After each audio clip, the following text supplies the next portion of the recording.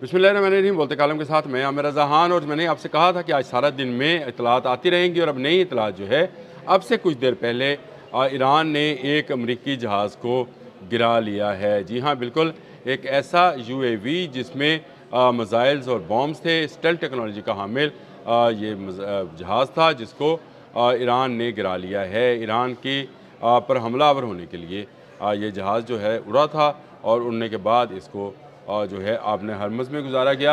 ईरानी पासदानी इनकलाब ने इसको गिराने की तस्दीक कर दी है। ये MQ-9 ड्रोन है जी, जिसमें मिसाइल्स और बॉम्ब्स और मल्टीविजन कैमरे हैं। ये स्टेल्थ टेक्नोलॉजी का जदीद तरीन जो है ड्रोन है और इस ड्रोन को गिराने का दावा जो है पासदानी इनकलाब ने कहा है। उन्होंने कहा है कि बोशहर की फ़ज़ा में इसको उन्होंने ये कहा है कि ड्रोन जाम काउंटी बोशहर सूबे की फ़ज़ा में तबाह किया गया है।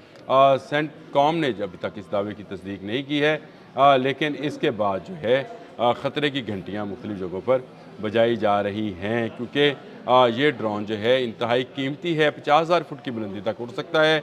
स्टेल्थ टेक्नोलॉजी का हामिल ड्रोन है। हमलावर होने के लिए बुशहर में आया था और बुशहर वो जगह है जहाँ पर ईरानी न्यूक्लियर पावर प्लांट है। बुशहर के अंदर इनका न्यूक्लियर पावर प्लांट भी है और इनके इसी शहर के मज़ाफ़ात में ईरान के मिसाइल सिटी को भी बनाया गया है।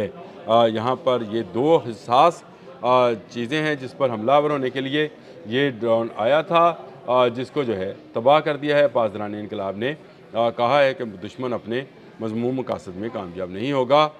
एक बड़ी कामयाबी जो है पासदानी इनकलाब ने हासिल की। और कल मैंने आपको बताया था कि पासदानी इनकलाब ने जो नया सिस्टम जो है वो कर दिया है, जो कि एयर डिफेंस सिस्टम है और ये HQ-9 और S-400 का एक कॉम्बो है, जिसके ज़रिए अब कोई ड्रोन और जहाज़ जो है वो ईरान की तरफ नहीं आएगा। जहाँ पर ये सिस्टम एक्टिव होगा वहाँ पर आने वाला जहाज़ और ड्रोन जो है वो चाहे जितनी मर्ज़ी बुलंदी पर हो उसको गिरा लिया जाएगा। इसमें रशियन मिसाइल्स को इस्तेमाल किया गया है और जो उसकी इलेक्ट्रॉनिक वारफेयर के लिए जो रडार्स हैं और जो उसकी बाकी आलात हैं वो चाइना से लिए गए हैं। और उसके बाद 373 के नाम से एक नया जो है सिस्टम जो है वो एयर डिफेंस का इंट्रोड्यूस कराया गया। कल ही मैंने आपको खबर दी थी कि अब ये ड्रोन्स ना समंदर में यानी आपने हरमज़ पर नहीं उड़ सकेंगे और ना ही ये ज़मीन पर आ सकेंगे। तो अब जाम काउंटी में आप देख लें, जहाँ पर बुशहर है, सूबा बुशहर है, उसमें हमलावर होने के लिए ड्रोन आया था, जिस पर मिसाइल्स और बॉम्ब्स जो थे, लेकिन उसको उसकी फ़ज़ा में ही तबाह कर दिया गया। तो एयर डिफेंस सिस्टम पासदानी इनकलाब का पूरी तरह से एक्टिव है। आज जंग सारा दिन में जो है मुख्तलिफ रूप दिखाएगी। ये कहा जा रहा था कि सेंटकॉम ने कहा था कि हमने अपने मकासद हासिल कर लिए, हमने अपना काम मुकम्मल कर लिया, अब हम हमला नहीं करेंगे। लेकिन इसके बावजूद मक्कार अमेरिका ने एक ड्रोन जो है वो ईरानी फ़िज़ा में भेजा ताकि बुशहर में मौजूद न्यूक्लियर या उनके मिसाइल सिटी पर हमलावर होया जा सके। पायलट समेत जहाज़ भेजने की अब ये गलती नहीं करेंगे। पहले उन्होंने की थी तो पायलट ढूंढते रहे थे, आपको याद है ना, और फिर कहा कि भूसे में से सुई ढूंढी है हमने। अब इनके पास यही एक तरीका रह गया है कि UAVs के ज़रिए जो है ईरान पर हमला करें, ताकि अगर तबाह भी हो तो पायलट जो है वो उसमें ना हो। अनमैन्ड व्हीकल्स हैं, ये अगर तबाह हो भी जाएँ तो कुछ नहीं है, लेकिन MQ-9 एक महंगा व्हीकल है। इस वक्त तक का जदीद तरीन ड्रोन अगर किसी को कहा जाता है यही है, और ये पहली मरतबा नहीं गिराया गया है, बारहा गिराया गया है। इससे पहले आपने हरमज़ पर भी एक MQ-9 जो है गिराया जा चुका है और उसकी फुटेजेस जो हैं वो अल जज़ीरा समेत बहुत सारे अदारों ने जारी भी की थी, जिसका मलबा उठाकर ईरानी पासदारान जो है कश्ती में रखते हुए उसको वापस साहिल की तरफ लेके आ रहे थे। ये एक बड़ी कामयाबी थी। ये इतनी ही बड़ी कामयाबी है जितनी F-35 को गिरानी जितनी है, क्योंकि इसकी स्टेल्थ टेक्नोलॉजी बिल्कुल F-35 की तरह की ही है। रडार्स में या रडार्स क्रॉस सेक्शन में ये बिल्कुल एक छोटे सी मक्खी के तौर पर नज़र आता है, लेकिन असल में एक बड़ा जहाज़ होता है जो मिसाइल्स और बॉम्ब्स जो है अपने पेट में छुपाए होता है। और ये सर्वेलेंस भी करता है, इतलात भी देता है, सैटेलाइट्स गाइडेड होता है, सैटेलाइट से इसको गाइड किया जा सकता है। लेकिन ईरान ने अपने नए एयर डिफेंस सिस्टम 373 से इसको तबाह बर्बाद کر دیا ہے۔ اب یہ جو ہے ایک اور جنگ جو ہے شروع ہے۔ سینٹ کام نے یہ کہہ کر کے حملے بند کر دیے، اس ڈرون کو بجوایا۔ اب اسے کچھ دیر پہلے ایرانی پاسداران نے اس ڈرون کو گرانے کا دعویٰ کیا ہے۔ اس کی تصاویر اور اس کی جو باقی معلومات ہیں وہ آتی رہیں گی۔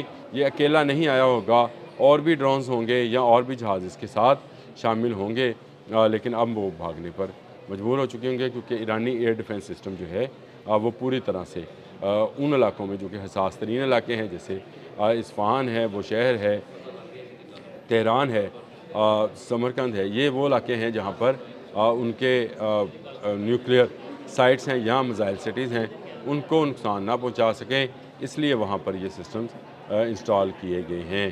کشم یا بندر عباس اور سرک کے علاقوں میں کیا یہ سسٹم ایکٹیو ہیں، یہ مجھے ابھی پتہ نہیں ہے، لیکن یہ سسٹم آہستہ آہستہ تمام علاقوں میں ایکٹیو کر دی جائیں گے، کیونکہ ایران کا اپنا بنایا ہوا سسٹم ہے، یہ کہیں سے باہر سے اسے امپورٹ نہیں کرنا پڑنا ہے، نہ ہی کوئی اسے دے گا۔